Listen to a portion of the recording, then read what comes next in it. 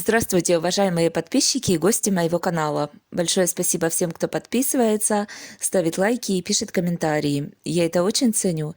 Делаем с вами обзор на видео Самвела Адамяна. Самвел пришел к мамке, заходит в комнату, а мамки нет. На кровати лежит какой-то огромный дикобраз. Вы посмотрите на эту прекрасную прическу. Ну просто сногсшибательная красота. И ладно бы человек спит, я все понимаю, волосы растрепались, но после того, как эта спящая красавица проснулась, она же даже не подумала привести себя в порядок. Все как и вчера, друзья мои. Ночная рубашка, под ней, правда, был бюстгальтер. Вот это меня, кстати, очень удивило. Я не знаю, ей удобно вообще спать в нем? Ну, обычно женщины на ночь снимают такие предметы своего гардероба, но, конечно же, не красотка Шупа. Ну а мало ли що, ловеласы прийдуть, а вона сейчас без охраны, кстати. Так она, как всегда, красивая. Самвел тоже стал перед зеркалом полюбоваться своей неземной красотой. Нам, конечно же, показал свое страшное брюхо. Жалуется, что никак не может скинуть вес. Ну, конечно, сначала мы жрем, а потом усиленно худеем. Вы знаете, он вообще со своей странной фигурой сейчас стал похож на головастика. Голова большая, тельце какое-то, как у хлюпика. Ну, вообще, не свистыть, как говорит Шупа.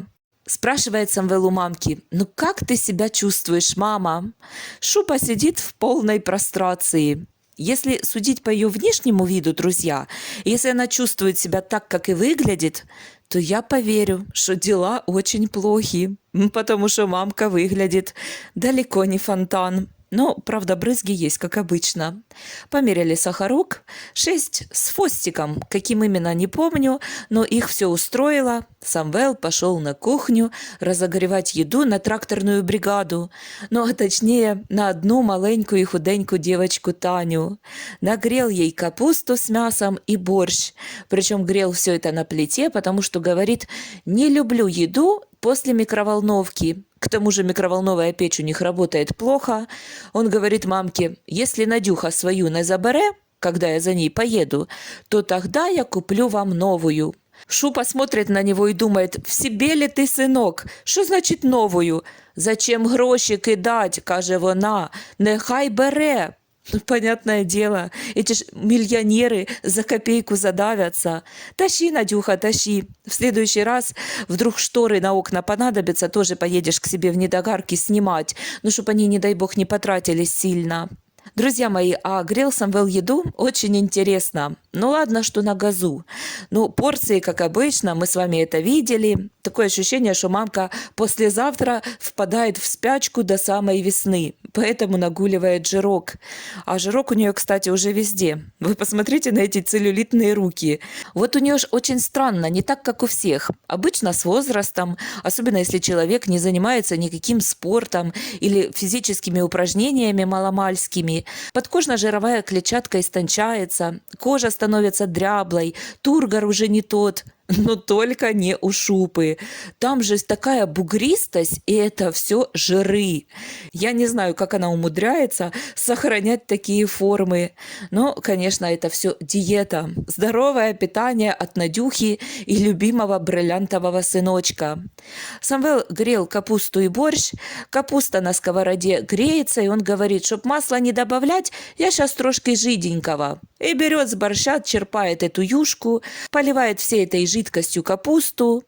Я хотела было повозмущаться, но что так не делается, все будет одного вкуса, все-таки это разные блюда, как ни крути. А потом так подумала, мне кажется, Шупе вообще глубоко фиолетово. По большому счету можно было вообще взять одно большое корыто и там все это перемішати, ну а сверху ще трошки зеленого яблучка, бо мамка його дуже полюбляє. Самвел похвастался нам, что сегодня полночи делал ревизию в холодильнике, повыбрасывал все испорченное, и Надюхины продукты, и какие-то остатки оливок, 3 несчастные штучки на баночку. Ну, понятное дело, Коля уехал, сам он постоянно харчуется у мамки Надюхиной едой, поэтому у него там и получился скотомогильник какой-то. Самвел спрашивает у мамки: ты со мной поедешь за Надюхой в недогарки? Такой странный вопрос. Мамка, по-моему, давно и четко дала понять, что она очень любит путешествовать. Вот кукла на капоте – это точно про нее. Но пока что не на капоте, а на переднем сиденье рядом с водителем, как главный штурман. Ей бы еще руль дать, знаете, такой маленький, как детский, для игр, то она бы рулила с удовольствием. Я вообще удивляюсь, как она не просит Самвела опустить стекло и матами не обкладывает проезжающие мимо машины. Но мне кажется, что это было бы очень в ее духе. Самвел ей объяснил, что если он ее оставит дома, то просто не успеет вернуться, чтобы колоть следующий инсулин. Мамка, конечно же, согласна ехать. Тем более, что не с пустыми руками, в кои-то веки. Она ж повезет те плетеные корзины, в которых были букеты от Олеси Ангеловой для Надюхиной подруги соседки Оли. А сама Шупа жалуется на бессонницу. Не можу уснуть до самого утра. Ворочаюсь.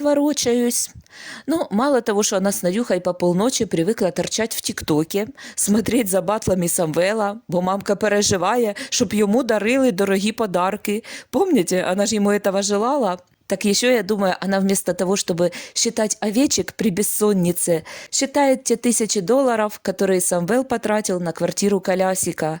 Ну, конечно, какой тут сон! А потом Самвел рассказывал историю о своей очередной чокнутой куколке. Поклонница, друзья, заявилась. Ну, не первый раз уже. Помните, он уже рассказывал, что в тот день, когда приезжала Ирочка, когда Шупу выписали из больницы, конечно же, не одна, а с нашим вечно бегущим диваном, то эта дамочка уже караулила его во дворе. Это та, которая подарила колоду карт якобы для Коли, а для него бутылку вина. Так Олеся Ангелова его потом так ругала. Зачем ты посадил ее в машину? Зачем ты подвозил ее до центра? Мало ли что у такого человека в голове. И вот сейчас эта мадам, а она сама из Полтавской области, я так понимаю, что Надюхина землячка, снова прикатила сюда, но только уже без подарочков, потому что Адамян все равно ничего не ценит. Это он раньше вечно голодный, посылки зубами разрывал и все в рот тянул, а сейчас уже все, зажрался. Так что ни вина, ни карт не было. Но зато дама нарядилась. Самвел говорит, какое-то платье у нее такое было яркое, по-моему, салатовое, юбка пышная, на талии поясок. Само оно то ли из эко-кожи, то ли из чего-то такого. В общем, не заметить было невозможно. Эта дамочка снова полезла к нему в машину в надежде, что он подвезет. А Адамян сначала согласился, а потом вспомнил, что в центр не едет. Собирался торчать возле Вавилона, делать батлы в ТикТоке. Но ей он ляпнул вообще про свою любимую заправку. В общем, дама ни с чем ушла. Самвел поехал к Вавилону, сидел в батлах, а это был уже вечер, сумерки. И говорит, тут мимо меня дефилирует эта мадам Куку. Она прошла, в машину, правда, не заглядывала, не стучала, в багажник не лезла, но тем не менее... Это ж сколько времени она там околачивалась, чтобы снова его увидеть. А сидел он в салоне с включенным светом, поэтому она разглядела, что это именно он. Друзья мои, ну что я могу сказать? Ну, каков их идол, такие и поклонницы. Вот если у него не хватает, то и у них, следовательно, тоже. Адекватные люди такого караулить не будут. Шуба, конечно, сидит в полном возмущении. Та что це таке? Та чо она приезжала? И вообще она так сформулировала свою мысль, яка цель ее визита. Вы знаете, мне очень нравится, что когда Надюхи нет, у Шупы хоть и со скрипом, но работают мозги. Вы посмотрите, как она строит фразы. Ну, коротенькие, правда. Ну и что? Она ж хоть что-то соображать начинает. А когда Надюха рядом, она ж не дает ей и рта открыть. Ну и, кстати, о Надюхе. Это ж одну куколку Самвел отшил, потому что у него есть другая, самая любимая. Вы только подумайте, как он приедет в Недогарки на своем любимом Хавале, которому он цены не сложит, да еще и вместе с мамкой. Да это ж практически сватанье. И тут Надюха выплывает из своего подъезда. Под мышкой кот, в руке по 4 сумки и бежит к нему навстречу. Ну и что она может его затоптать нечаянно? Главное, с какой любовью она будет это делать. Это ж все Недогарки будут гудеть, что Надюху забрали в Днепр. Ну практически жених явился. Мне кажется, они могли бы еще заехать на базар, где Надюха торговала беляшами, чтобы она попрощалась со всеми и показала, как же наладилось у нее все в жизни, что теперь все, она наконец-то стала городской, о чем мечтала так много лет.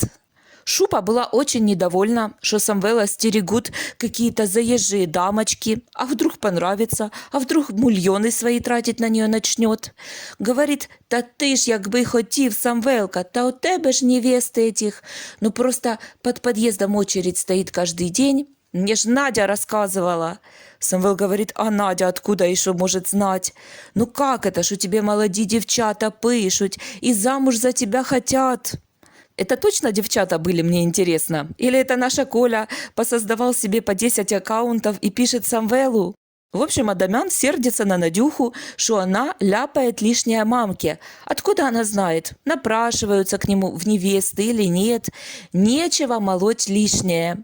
Ну а насчет той дамочки с Полтавской области, то Адамян здесь уже в квартире вместе с любимой маменькой выпил храброй воды и сказал ей матом: «Отстаньте от меня, чтоб я не говорил вам это в следующий раз в лицо». Вы представляете, какой бравый мужчинка! То есть, когда он ее видел, он не мог ей культурно отказать, поговорить с ней как-то вежливо, объяснить доходчиво. Нет, он здесь уже с камерой, в закрытой квартире, конечно же, начинает всех материть. Ну, Самвел, ну мы знаем, что ты дуже-дуже смелый, особенно когда сражаешься с женщинами. Ну и что твои куколки трошки притрушені? Ну какой ты, такие и поклонницы. Что ж поробишь? А на этом, друзья мои, я буду заканчивать свой обзор. Большое спасибо всем за просмотр. Пишите, пожалуйста, свои комментарии, ставьте лайки, нажимайте на колокольчик. И до новых встреч!